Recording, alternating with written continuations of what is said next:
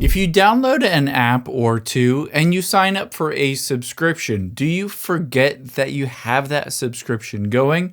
Maybe you're billed every single month for that subscription that you're no longer using.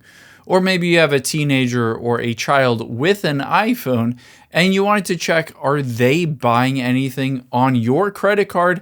Are they making purchases even though it's on their phone, but billing your credit card? I'm going to show you how to check that and how to make sure that you're stopping that. Now, the first thing we're going to do is tap on the Settings app of your iPhone. Tap on your name at the top, and then scroll down and tap on Family. Now, this is only pertinent if you have an iCloud family account and a teenager or somebody else on your iCloud. If you have it set up, they could be using your credit card to make in-app purchases or add-on subscriptions. To make sure they're not doing that, scroll down and tap on Purchase Sharing, and make sure to turn this off if it is already turned on and you don't want them to be able to buy things on your credit card. Now let's check the subscriptions that you might have initiated from your iPhone. So let's hop out of here, and instead of that, open up the App Store on your iPhone. Once you've opened up the App Store, tap on your profile at the top right. And now from here, right under App Updates, tap on Subscriptions. You can see on here all of your active and inactive subscriptions. I'm going to show you how to check your previous purchase history and also how to get a refund if you didn't mean to buy that in a bit in this video. But in here, you'll be able to see any of your active subscriptions. If you wanted to, you can see how much it's going to bill you. In this case, $2.99. Renews, in this case, June 1st. If I tap on that, all I need to do is hit Cancel Subscription.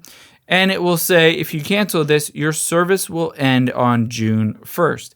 Now, keep in mind, when you do cancel these subscriptions, you still have like basically the whatever amount of time left in that month until it renews. You will have an active subscription. And then when it goes to renew, that is when they will stop billing you and you will no longer have that subscription. Now, that's one option. However, let's tap the back arrow and back arrow again. And we can also get to apps and purchased history. On here, it will show your purchase history. Tap on purchase history. It'll show all of the apps that you have ever bought on your iPhone or in-app subscriptions. If you wanted to on any of these, you can always get a refund or try to get a refund. For instance, this Apple One, I can tap on where it says total. And you'll be able to see on here, okay, it charged my Amex. And I can scroll down and I can hit Report a Problem. This will bring up the Report a Problem website on Apple. Let me just log in using my Face ID. And after I've done that, you can basically say, I would like to request a refund. And then just go through the process, say, I didn't mean to sign up for this, and then hit Next. And then just go through the process of requesting a refund on one of those purchases. This is especially true if you have a child or a teen that bought something that you didn't want them to buy. Now, the last thing I would highly recommend doing is going back to the App Store. Let me go back out of here and tap on Subscriptions again. And then from here, scroll to the bottom. You can see renewal receipt emails.